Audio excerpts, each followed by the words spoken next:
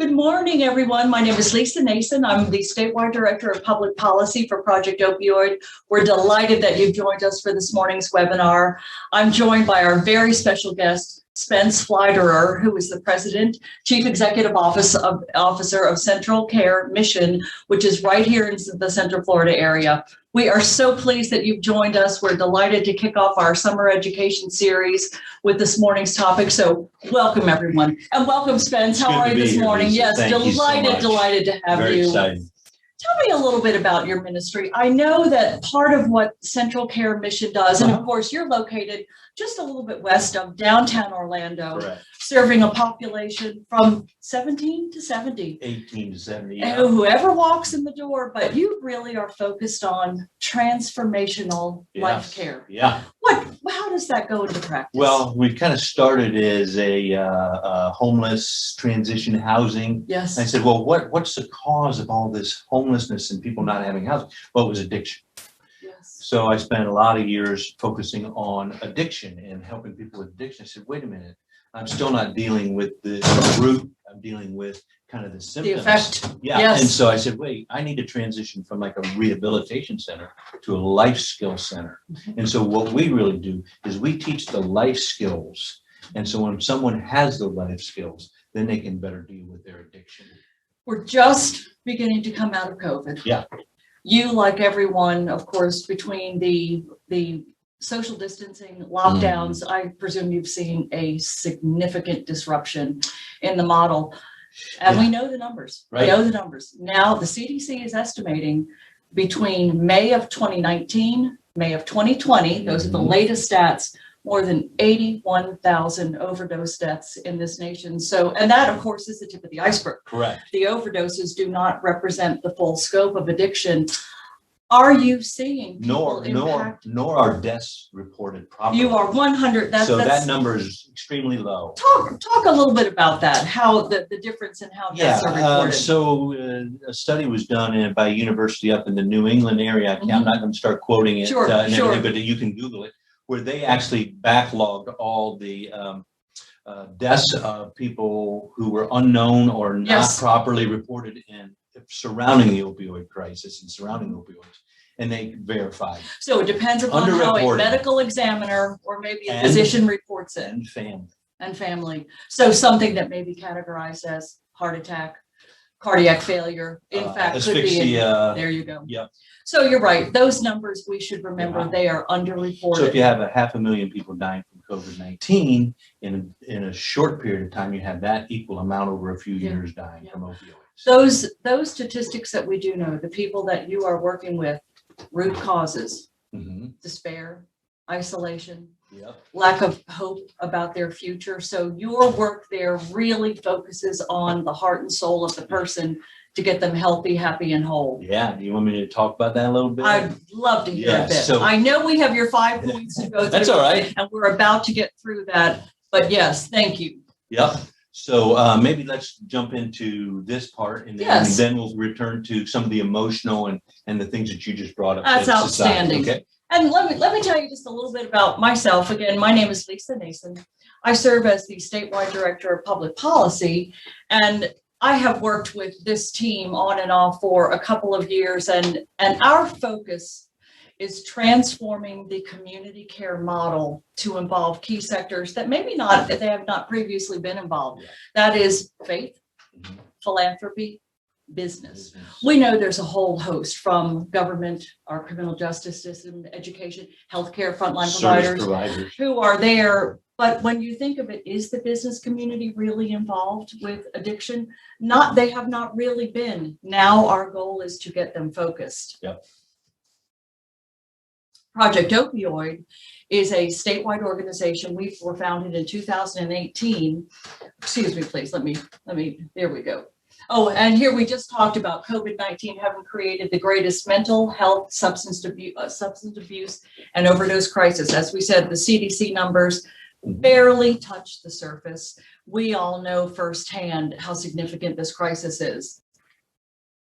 We want to thank our partners. Of course, this morning we have Central Care Mission. Spence is with us. Central Florida Cares Health System, Southeast Florida Behavioral Health System, Life Health Systems, and of course, My Florida Families, the state of Florida. So many, many partners that we have. This barely scratches the surface between our corporate, philanthropic, and business partners, but we so appreciate all of the support.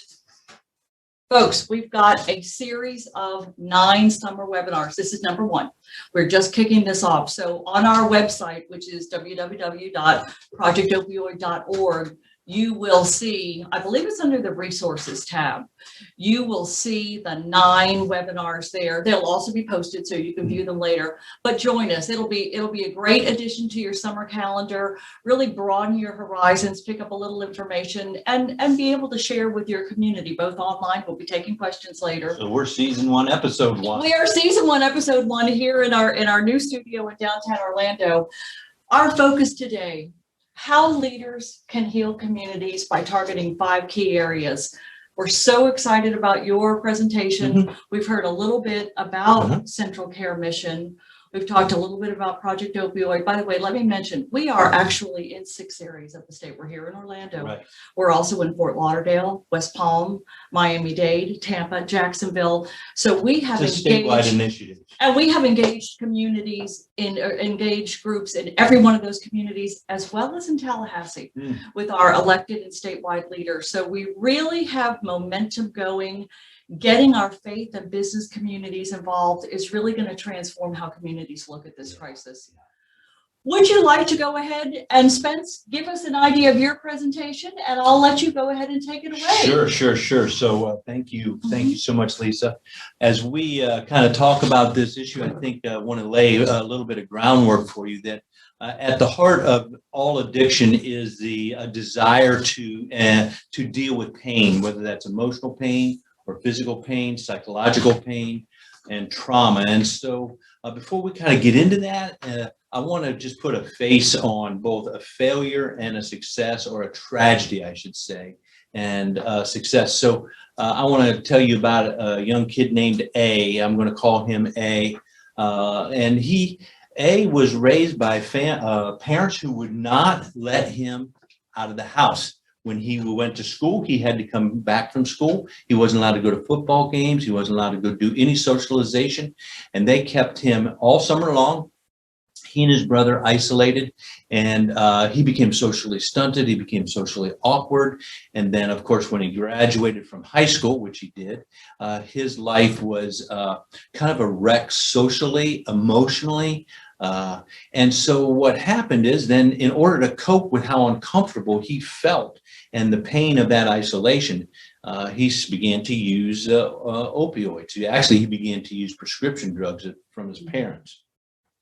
And then once that became hard to get, then he turned to harder drugs. By the time he came to us, he had said he had been in so many rehabilitation centers and had overdosed so many times that he could not count. We begged him to stay.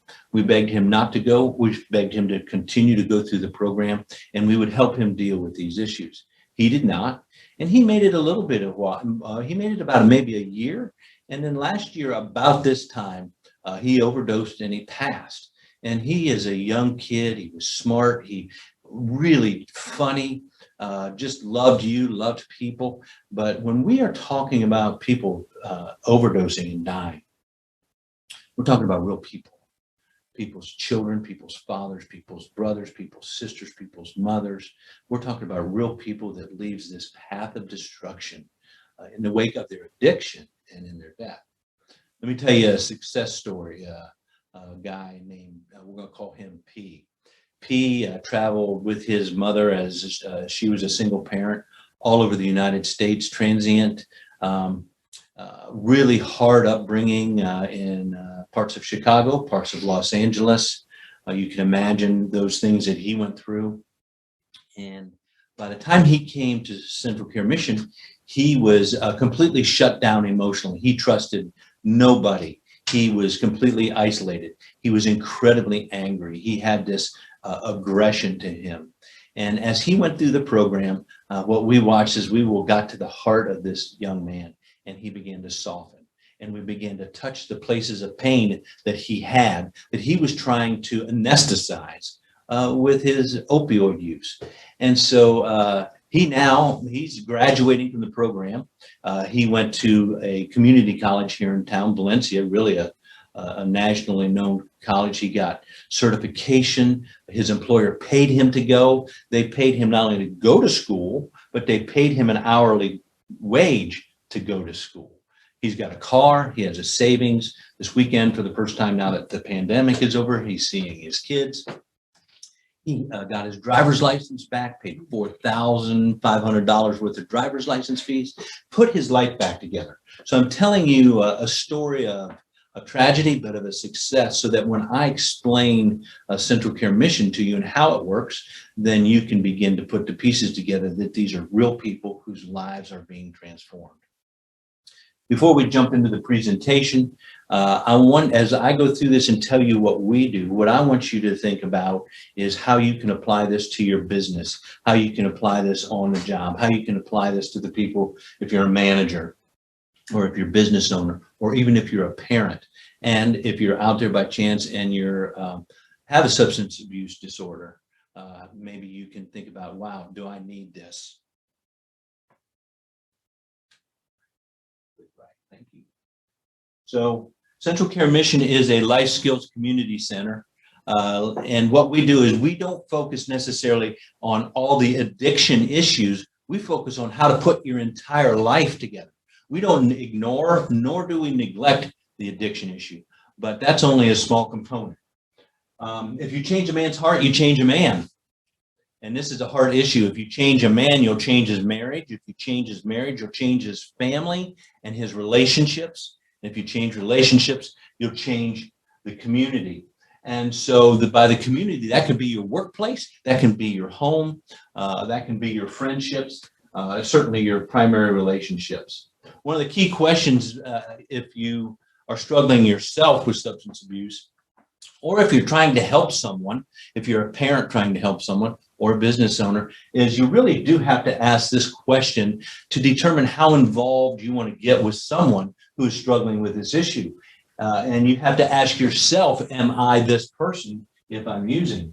There are certain people who are unwilling to deal with their issue of addiction. They don't want to talk about it. They don't want to admit it. And they are also, there's some people who are unable to deal with their addiction or to get help. And that person needs a real someone coming in and rescuing them.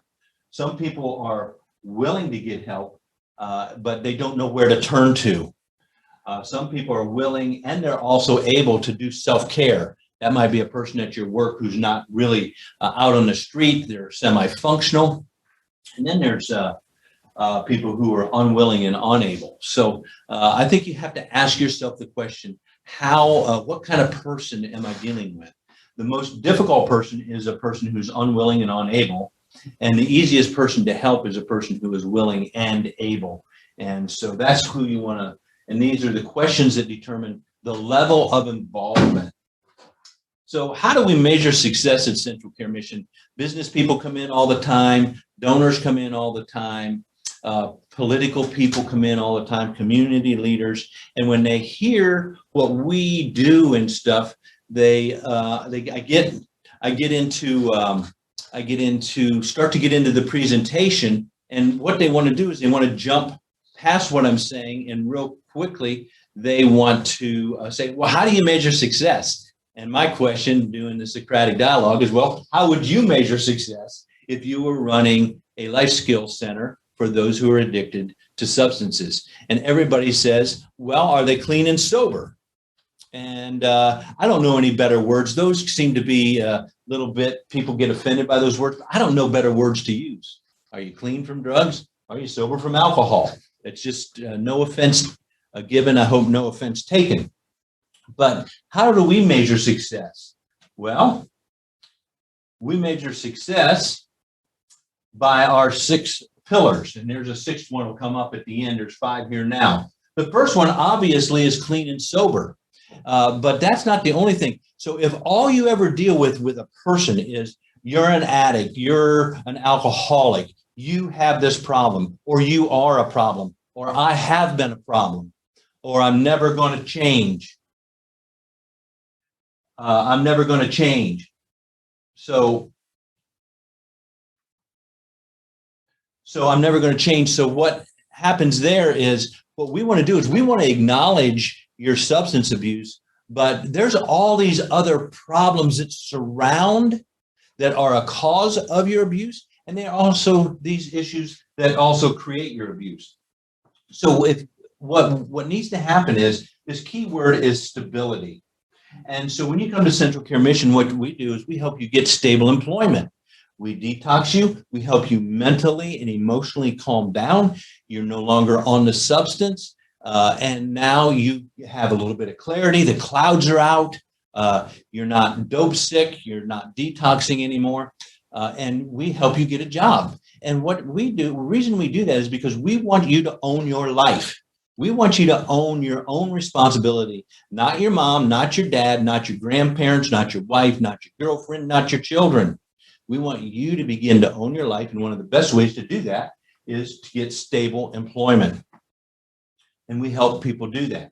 And then stable transportation, you'd be surprised the amount of people, because of their addiction, because of either they've gotten in trouble with the law and lost their license, or they have not been able to keep a job and therefore can't afford insurance and can't afford a car, their transportation means go away. And if you don't have transportation, then you can't function in society very well. It makes it very, very difficult. And to add no transportation onto trying to get clean and sober, it's near impossible. So what we really want to do is we help people deal with their transportation issues by helping them get a job where there's transportation near them. If, say, they've lost their job due to alcohol issues, we help them. If they have that issue, they can ride a bike, and we help provide those bikes. Also, if you're at Central Care long enough, you get a savings account based on your work, and then you can purchase your own car.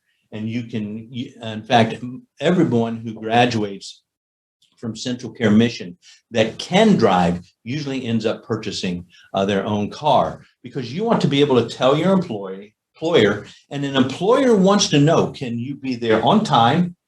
Are you clean and sober? There it is. And are you skilled to do the job that I asked you to do?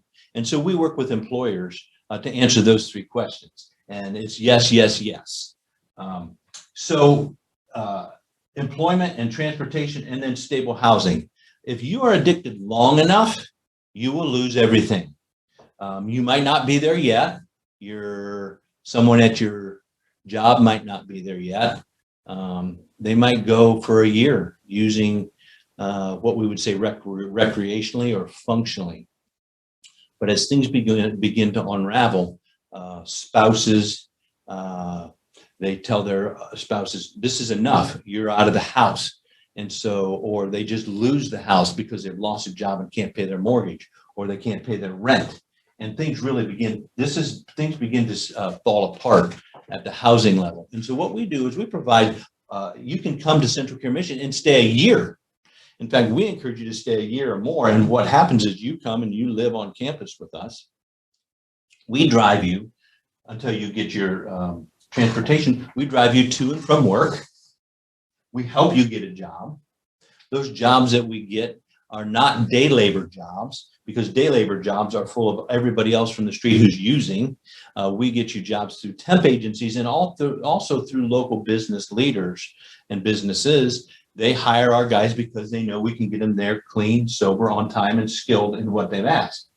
And so this issue of housing is they come and you live with us for a year, and in the evenings you go through classes Monday through Thursday, and we'll talk a little bit more about that. Stable relationships. This is a key.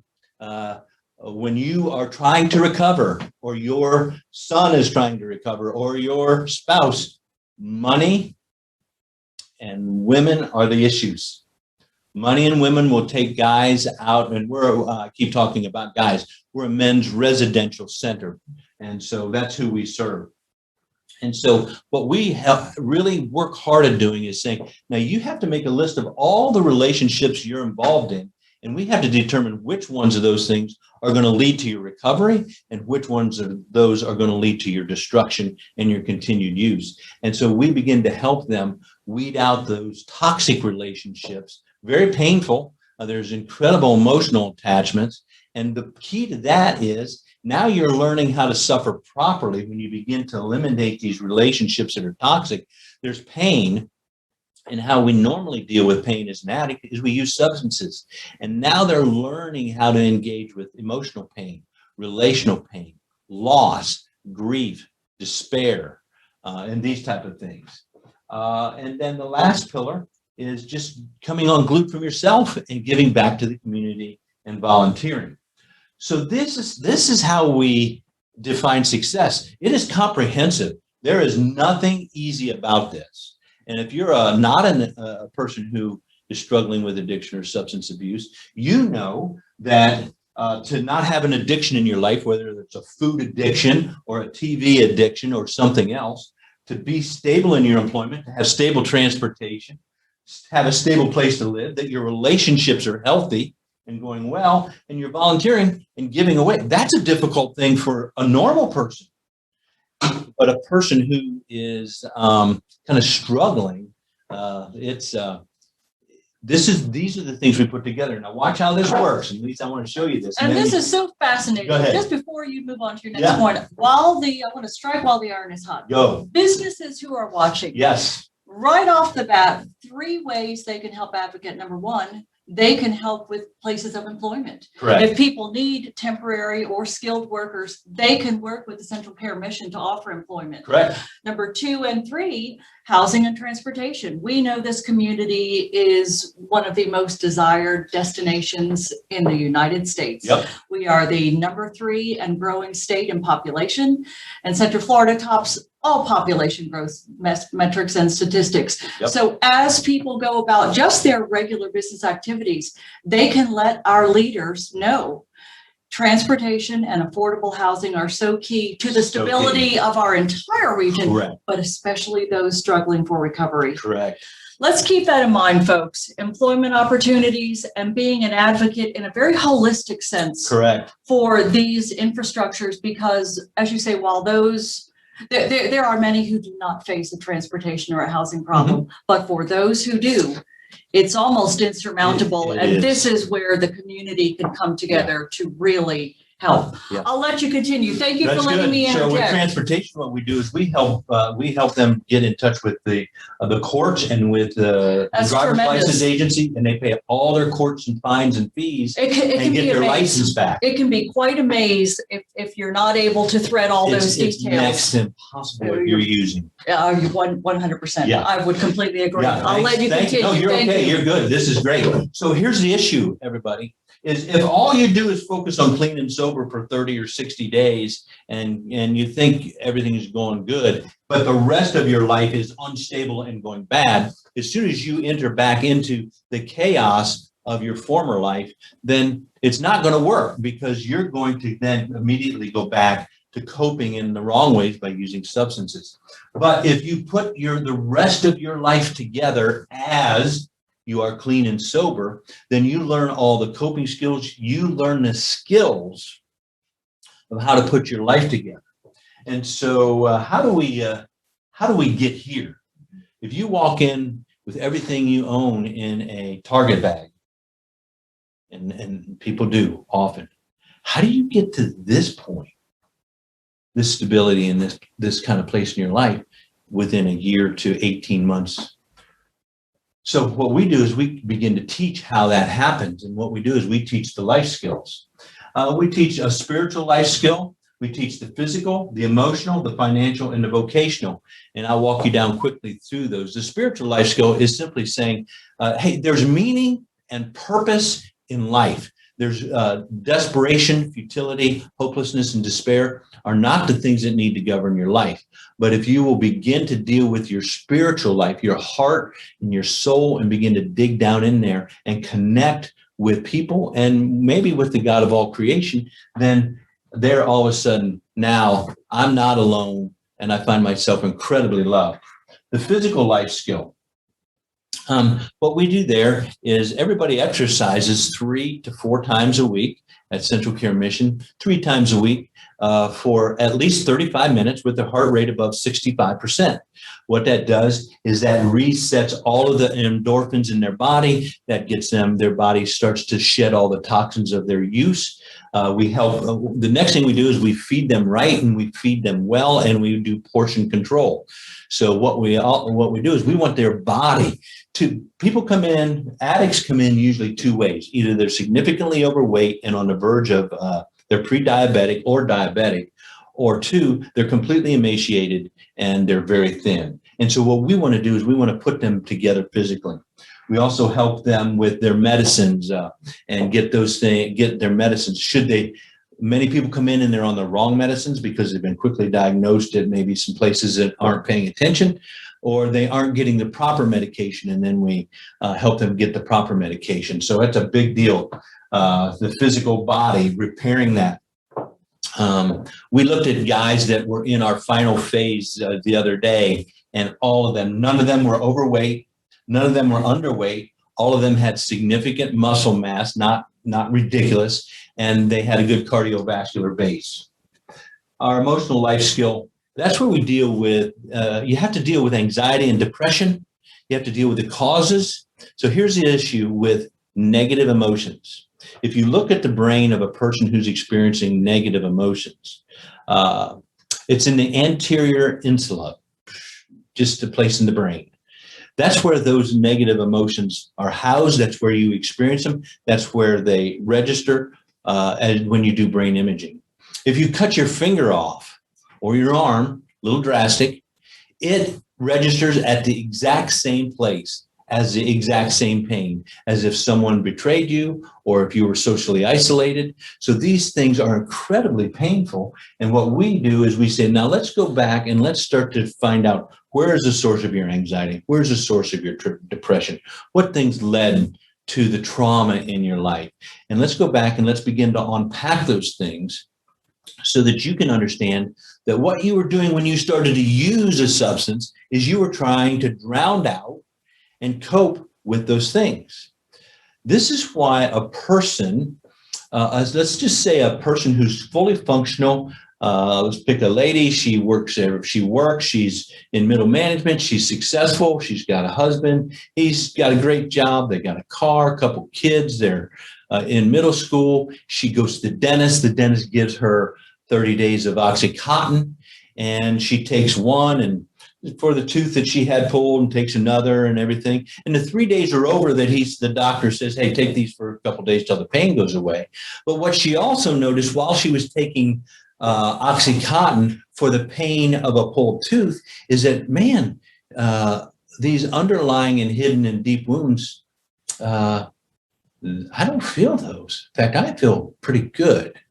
I don't feel the pain in my mouth from a pulled tooth anymore. But I think I'm going to take another one of these. In fact, maybe I might take two today because it's Saturday. And then you're off to the races because all of a sudden you feel good emotionally. What was to deal with your pain is now helping you deal with your emotions. And then that's a quick slide downhill. We help them deal with their finances. We deal primarily by huge accountability. We help them put the budget together, and then we have them lay out all of their debts. We have people pay $10,000, $15,000 worth of debts off. And because once you get out of Central Care Mission and you begin to put your life back together, what you do not want hanging over you is a bunch of debts, because that creates more stress, more anxiety. That sends life into chaos again, because let's say you get sick for a couple of days and then the bills are coming in. And you can see how this applies. If you're an employer, you can begin to see how this applies to your employees and how they need these life skills themselves in order to cope with their own lives. Just normalize people, maybe people who are using not at a rate that's destroying their life yet. And so these are things that as an employer or business person, you got to begin to think about. And then we say vocationally. People want money at any job. And what we teach them is get the right job based on what you're skilled at, and the money will come. And so what we really do is we help them find out what their talents are, their passions, their skills, and their gifts. And then that provides meaning for them as well. So when we teach these things, watch this. What happens is they go through 4 phases, and these phases are designed with cognitive benchmarks where we help you over a year tick off the benchmarks that automatically produce the pillars of success. So when you go through the life skills, we teach you how to live your life, govern your life, stabilize your life.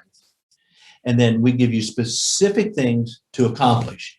As you accomplish, there's 78 of them through a year. As you accomplish these throughout, you don't pay attention to any of this. So as you go through phase 1 in the program, phase 2, phase 3, phase 4, automatically it produces the pillars of success that you're trying to accomplish. And so it's quite a beautiful system, if you will. I'm going to go past all that.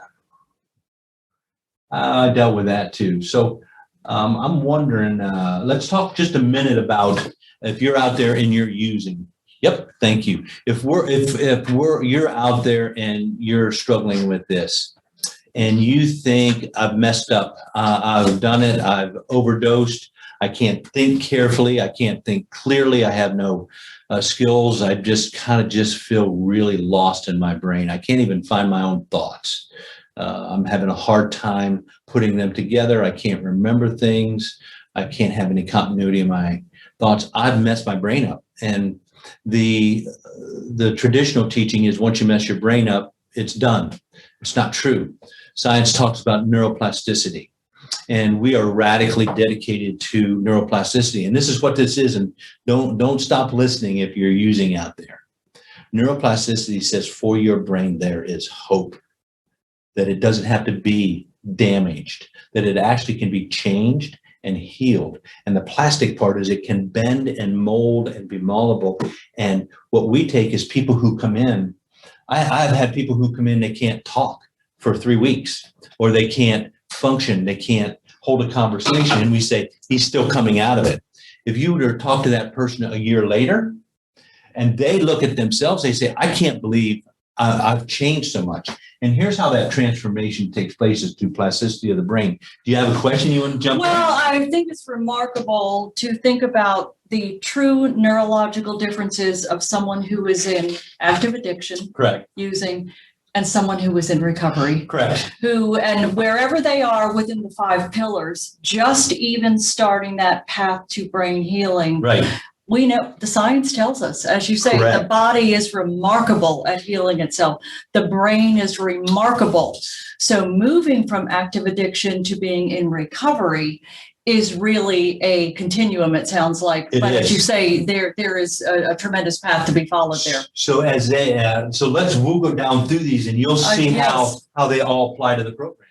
So first thing we do is exercise, man. Exercise is a great way to take all the neurotransmitters and neural pathways and the hormones and to redirect them away from the neural pathway that was making your addiction so strong, so unconquerable. And all of a sudden now you're doing exercise, your brain is washed with endorphins. If you're an opioid user and listening to me, or your family members are, endorphins means endogenous morphines. That means morphine, natural morphine in your brain. So when you exercise and you have endorphins, it's the high, it's the feeling good. So if you're wanting drug, you come to Central Care Mission, you've been off drugs 3, been off substances 3 weeks, and then you start to exercise and your body's craving opioids, and then you start to exercise and your brain begins to secrete endorphins. Your brain says, there it is. That's the natural way. And so what happens is the neural pathways that led to one addiction now come over here and begin to say, I need to exercise. Meditation and prayer is another way. Changes your brain waves, changes the structure of your brain. Learning new information and activities. So learning all these life skills makes your brain just struggle. You got to work. You're learning new words. You're learning new concepts. And your brain says, oh, I'm working so hard. And what it begins to do is it begins to create all these neural connections to the different parts of your brain so that you can understand and learn new things. It's fantastic. We have people who haven't read but one book in 50 years. They read 12 books at Central Care Mission in a year. And they love it. Linear, long form, logical reading, a lot of words. Just read a book.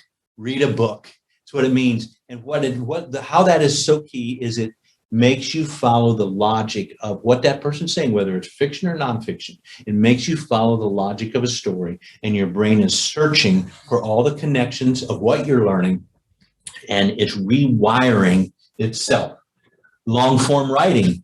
Of the 12 books, Lisa, that we read, of the 12 books, they have to do a book report, a 3-page book report on each book that they read. And the reason is we want them to think logically and write long form, because it makes their brain go, what did I read? How do I communicate this? It instantly makes sense. As you say, engaging the brain, Correct. through the exercise of reading, Yep. and following a logical string of words to a conclusion. Correct. And then the writing back. What a tremendous exercise.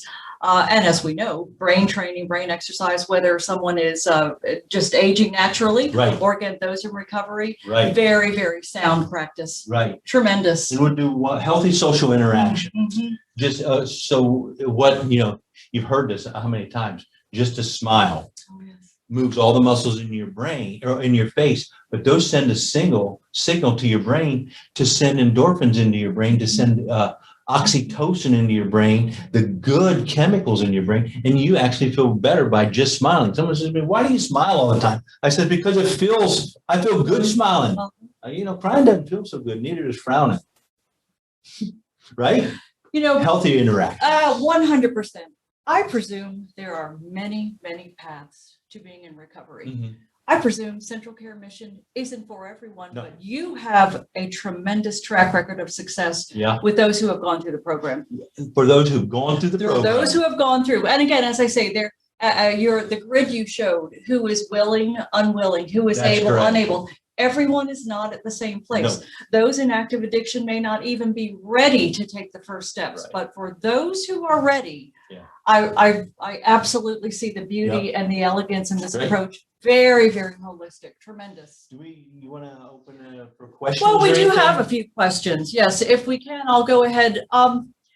Leaders, how can our leaders start using these principles? And again, sometimes maybe it's even recognition in the workplace of obstacles that people are facing, but in recognizing the overarching, who is willing, who is able, Right. what are those principles that leaders can start using? The most difficult thing, if you're a leader leading other people and you're responsible for their care, is to create an environment that destigmatizes the use.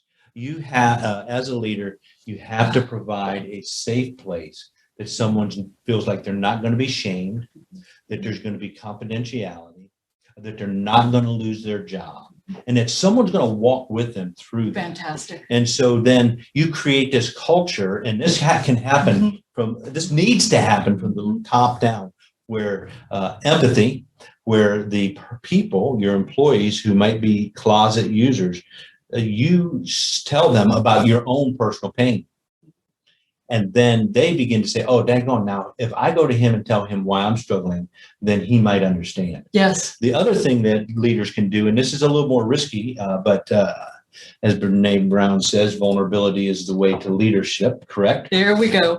Is to tell stories of your struggle with addiction. Yes. And it does not have to be substance abuse. Listen, people are addicted to all kinds of things that lead people to shame. Yes. And so for someone to come up and it's to take the courage and say, listen, as a leader, I've had to deal with stuff in my life.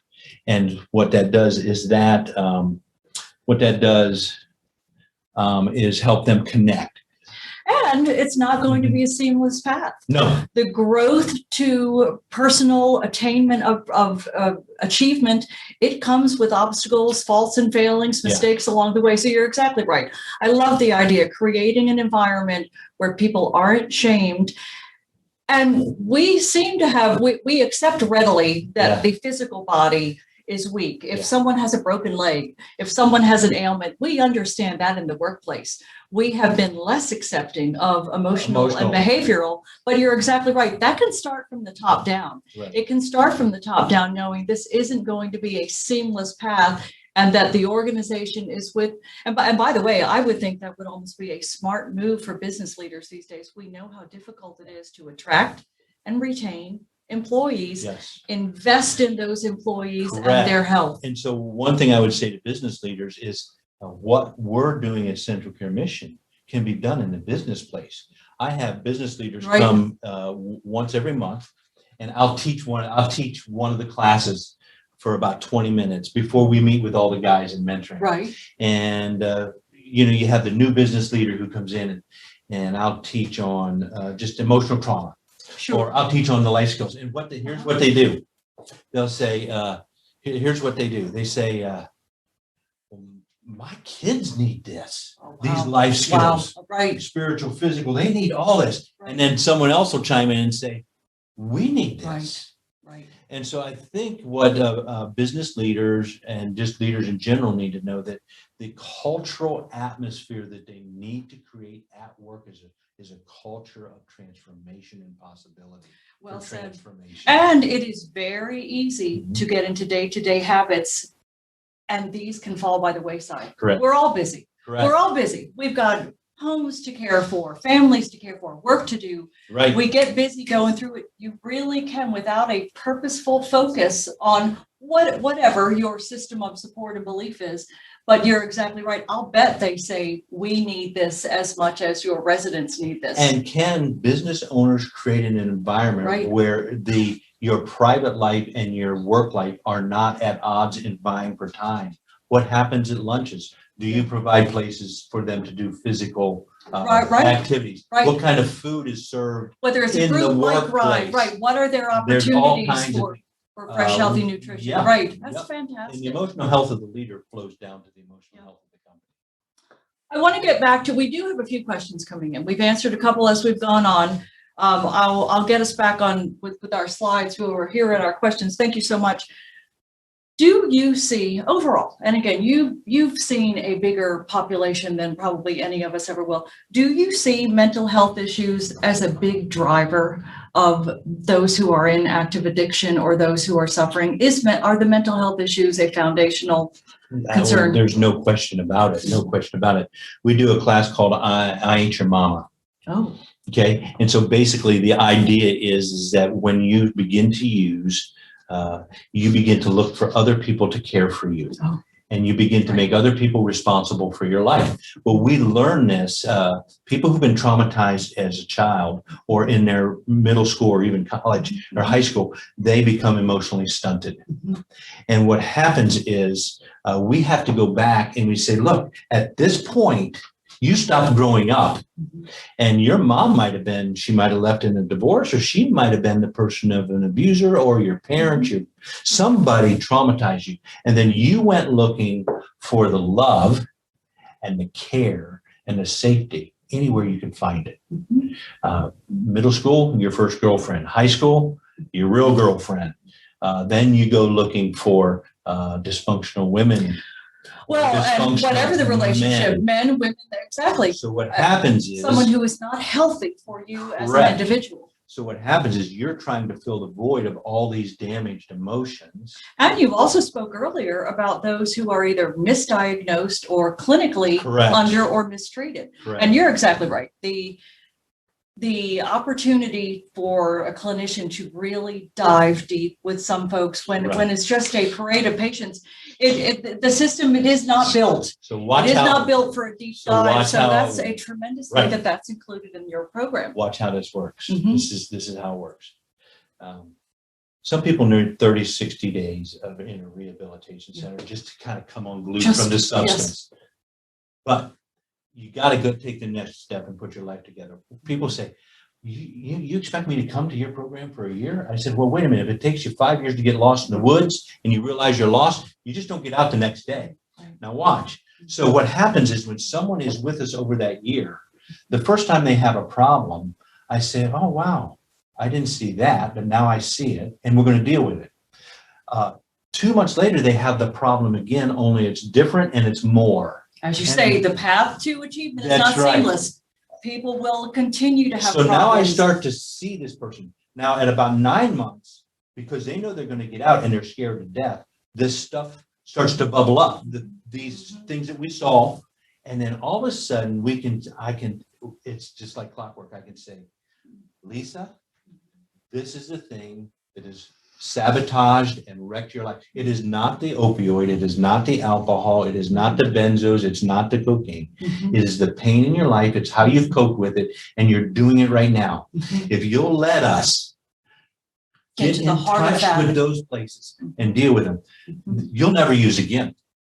Oh, tremendous. So I hope that answers your question. Yes, and it actually leads me to my next question. You've almost kind of answered. What is the most important factor in someone becoming healthy, becoming a person in recovery? And it really sounds like getting to the heart of the pain, really, really examining it, really putting it to rest has a tremendous restorative. So your other question was mental health. Yes. And so what we do is in the emotional life skill, we break it down into 3 categories: social awareness, emotional intelligence, and mental health. And here's how we define mental health. It's just so simple: being dedicated to reality as it is. Reality doesn't work. And addicts and people, all of us, we'll stomp our feet, we whine, we complain, we criticize everybody around us, the federal government, our spouses, everybody. Nobody's doing for us what we think they ought to do to make reality work for us. And what we say is mental health, the first step is life is hard. Look at it, learn to deal with it, step up, put your big boy pants on, step up, look at it. And now, as we see reality, let's begin to deal with it. Here's the thing, truthfully. Yes, I know some practices of gratefulness, finding happiness in the moment are embedded in the exact same principle. In meditation. That is exactly right. You find happiness, peace, tranquility in the moment because it comes from within. Right. It is not external. The surroundings don't give it to you. That's absolutely. Last, how about the role of spirituality? And I know that's a big topic. There's such a tremendous range of faith practices, or even some that are not rooted in a faith, but merely a spiritual awareness, are connected to each other, our connectedness to the world, a greater being. How important do you find a spiritual center to those who successfully complete? Good. So we are faith-based and science-driven. Okay, faith-based. Sometimes those don't go together, especially in life skill centers or rehabilitation centers. Either they make them read the Bible all day, which it only goes so far, and I'm probably gonna make some people mad by saying that. And then there's have to tell your truth. Yeah. Then there's other things that are just so clinical and forensic and medical that there's no soul in it. So here's how we handle it at Central Care Mission. We're faith-based. We're a Christian organization. But we invite anybody of any faith and no faith to come to Central Care Mission. Here's the agreement. We're not going to shove our faith down your throat. Now, we'll tell you about it, but you don't shove your faith down our throat. Right. And so we're not going to do this. And faith being different than spirituality. Correct. Yeah. And then the other part is on the spirituality part is spirituality helps provide meaning. Yes. Purpose, mission, values, and vision. And so without those things, until you can embed a clear picture of your future, this is so hard for an addict. Yes. He's sitting in his basement. She's sitting in his basement. They've come home from work again. The kids are at school. The husband's at work. And they go for the bottle again. And they sit there and they think they are doomed to that. And it takes a period of time in a community to transition and believe that life can be better and different, and to see it and embrace it, that it is possible.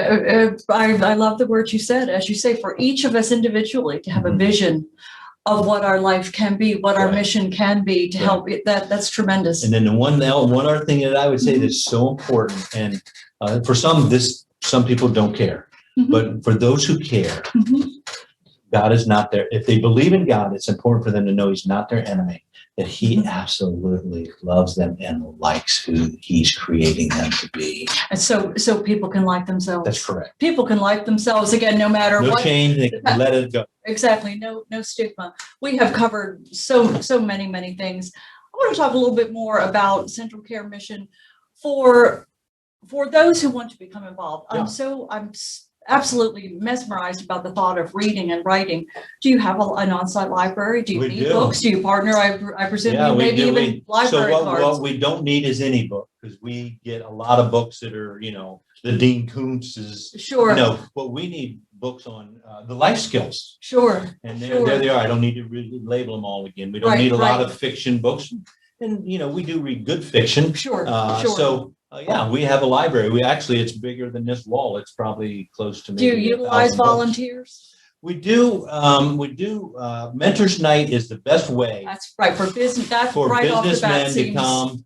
And then, and it would seem businesses who can offer opportunities for employment would be a tremendous resource. It really is. It really is. And to touch base and just to call our number 407-299-6146. In terms of those life skills, oh, I'm so sorry. Say that again. 407-299-6146.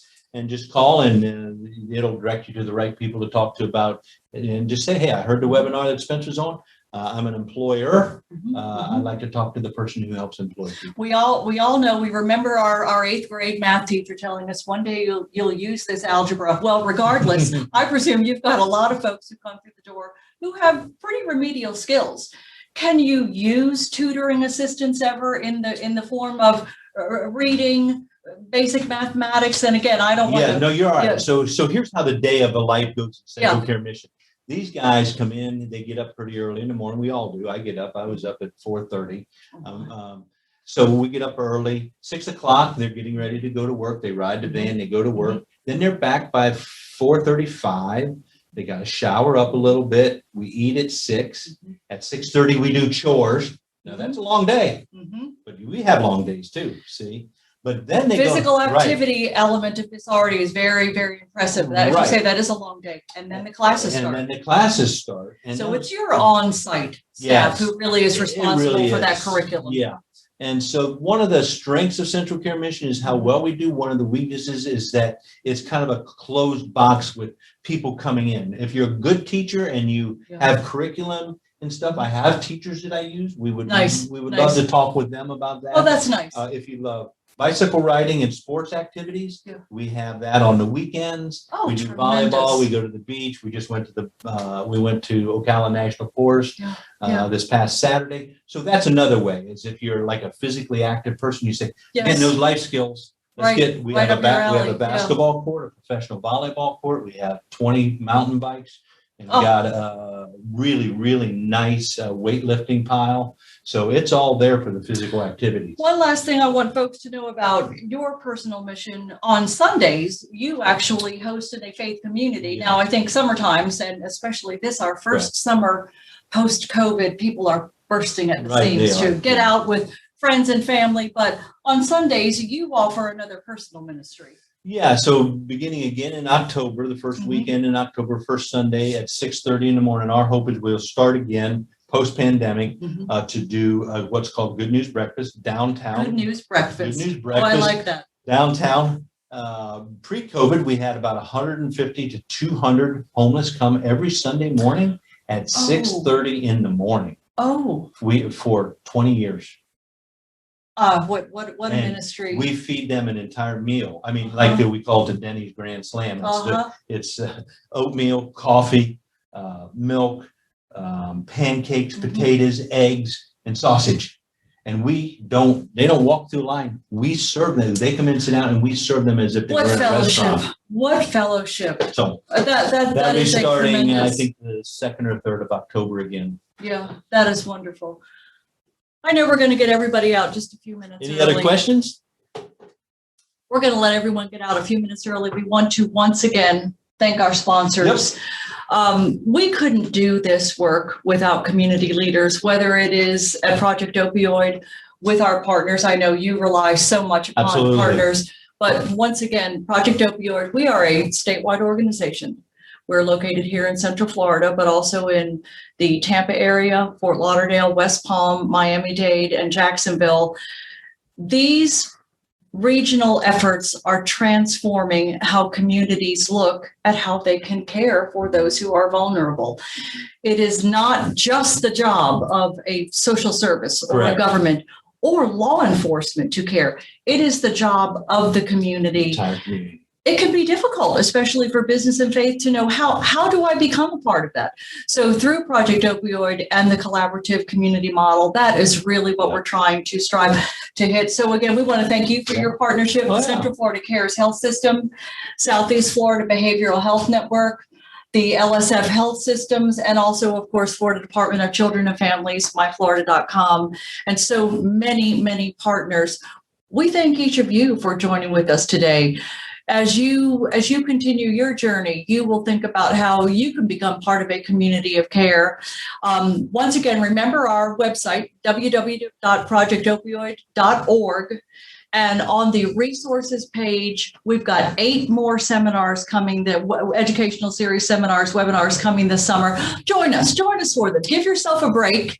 Join. We'll get to hear more inspirational tales. Central Care Mission, www.centralcaremission.com. Outstanding. And I'm going to tell you, we've got solutions to the overdose crisis coming up. The X waiver, for those of you who are maybe in the clinical care or frontline services, you know what an X waiver is. It's a very arcane piece of federal legislation that requires a type of training and education before doctors can help prescribe medications to help treat withdrawal and opioid disuse order. So that is going to be a fascinating look at the X waiver. What we need to know about opioids, addiction, and mental health is coming up. And then, of course, how leaders can transform lives with peer support services. We know how valuable peer support is. Individuals talking to each other one-on-one. And as you say, when leaders create an environment sharing their own stories of healing, loss, frailty, they instantly create an environment where others can share. That's what peer support recovery is about as well. A peer who has walked that path, now joining someone who is moving from active addiction to recovery. So join us for these and more. We thank you. Thank you so much for being my guest. I'm just delighted. Thank you so very much. Thank you. Thank you all, everyone. We'll see you again soon.